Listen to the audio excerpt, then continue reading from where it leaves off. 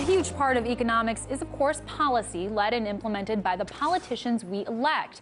So today we're talking to, we're taking a look at Senator Rand Paul, the latest candidate to throw his hat in the race. Senator Rand Paul is a libertarian-leaning Republican who's trying to gain the independent vote. The question is, can he do it? To talk about that, Bryan Caplan is back on the show. Bryan is a professor of economics at George Mason University, a blogger also at EconLog, and the author of The Myth of the Rational Voter. I first asked him to talk about what kind of economic policies he expects will define the senator's platform. Take a look at what he had to say. So during phase one, where you're running the primaries, that's where you usually want to appeal to the party's base. So there's probably going to be a lot of free market rhetoric then. If you actually win the primary, then normally you tone it down. So again, I would expect that he will tone things down markedly if he actually gets to the stage of being the Republican candidate. And then finally, as to what he would really do if he gained office is hard to guess. Right. And at the end of the day, we do know he is trying to garner the libertarian vote, along with many other independent voters out there, which I think is now the majority of the electorate. Do you think his policies, from what you can garner, they will be, could broaden his base? Yeah, it's a tough call. So rhetorically, talking about economic freedom and free enterprise goes over pretty well in the United States. The main problem candidates have is if they ever get any more specific, that's where people start freaking out. So the question is, all right, so you believe in free markets. Does that mean that someone should be able to sell medicine without a license? I'll get back to you on that one. So yeah, that's the general issue that people have when they talk about, or politicians have when they talk about free market policies, is while the general rhetoric is pretty appealing to Americans, once opponents start asking specific questions, then it gets a lot harder, and either you have to bite some bullets that voters are not going to want to hear, or you have to backpedal, and that is going to upset the base. So it's a tough situation. Now, in general, what really differentiates a libertarian's economic policy from a Republican's? Because I think a lot of people actually don't know what the difference is.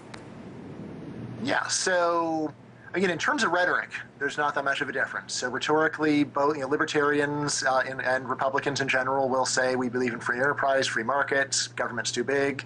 I mean, probably the main difference is just that libertarians are much more extreme, much more consistent, much more likely to say if there are some government policies that benefit people I like, I'm still against them. So for example, close to a majority of spending in the federal budget subsidizes the elderly. So you have Social Security, you have Medicare, a lot of Medicaid goes to the elderly as well. Now, since the elderly are now a big part of the Republican coalition, if you're Republican, you may want to say that you're against big government, but you also are going to say we have to protect Medicare, Social Security, and so on.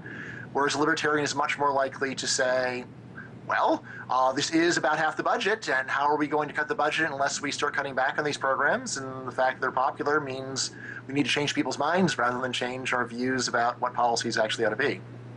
Now, one of the policies the senator has mentioned he'd like to do is completely do away with the Departments of Education, Commerce, Housing, and Energy. It sounds pretty radical. That's a quarter of the president's cabinet positions. This is supposed to eliminate some of the deficit and return power to state governments, of course. But what do you think about that? I mean, is it too radical? Could something like that work in really chipping away at the deficit?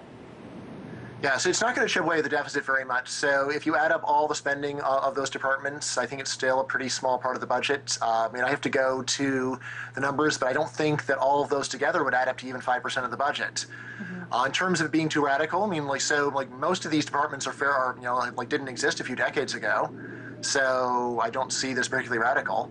Why exactly would he say that? I mean, or would he actually do it? So Reagan, over 30 years ago, talked about getting rid of the Department of Education, but he didn't do it. So I would tend to think that it's less and less likely to happen over time. But would it be a big deal if it happened? No, I don't think most people would even notice. As you mentioned, the 4 programs he wants to get rid of are actually small programs compared to something like the Department of Defense. And despite originally wanting to curb defense spending, he's said a lot. He's taken a non-interventionist approach. A few weeks ago, He announced a budget amendment calling for a nearly $190 billion infusion into the defense budget over the next 2 years. That's astronomical. Can he do that and still really remain consistent with a libertarian approach? No, I would say, although, so if he wants to get elected, he's thinking he needs to go and appeal to defense-oriented conservatives. So he's saying that. Of course, if I were a defense-oriented conservative, which I'm not, I would be thinking, wait a second, your dad has said all these radical things. You've echoed them at some point. I don't trust you. Maybe you're just saying this in order to get into office, and then you're going to do the opposite. So what he would actually do, again, is very hard to tell. A general rule is that people generally are most radical in the primary, and then they're less radical when they're in the main election, and then when they actually get in office, they're even less radical than that. Mm-hmm. So, my guess is that whatever he would do in the end would wind up being pretty moderate. But I guess the main thing I'd say about Rand Paul is, there is the wild card element that he's the son of a very radical guy who did not compromise. I'd say there's 3 to 5% chance that he does have this plot to get into office and then say, I really want to do all the stuff my dad taught me was a good idea. But still, that leaves like a 95 to 97% chance that he would be a normal politician. I have to be honest, you don't sound all that excited about Rand Paul. But let me ask you about his announcement, donations via Bitcoin. That's a huge deal. He's the first presidential candidate to accept purely digital funds. We did see it in the congressional race.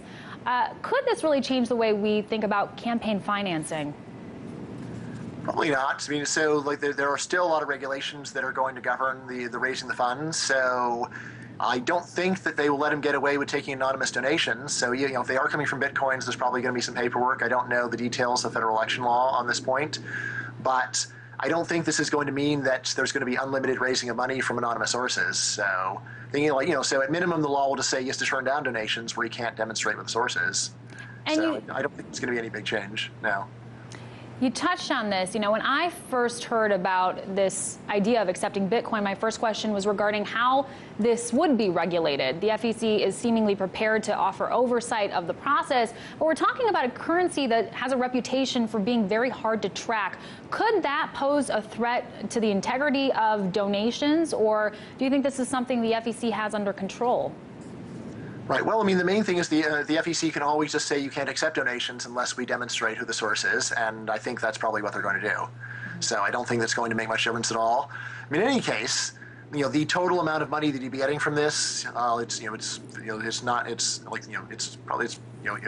to be something. It'll sound like a lot of money relative to one person's salary, but relative to what it takes to run for president, I think it's just going to be a drop in the bucket. Mm-hmm. By the way, there's also a lot of research on how much does campaign spending really matter, where the researchers go in thinking they're going to find a huge effect, and they walk away shaking their heads and saying, it seems like we've really overrated this thing. It's not that important how much money you have as long as you are in the basic ballpark of being a somewhat serious candidate. All right, time now for a quick break, but stick around because when we return, Aaron Aid will be joining us from New York to talk about what is now the biggest energy company in the world. And then in today's big deal, I sit down with Ed Harrison to discuss this quarter's earnings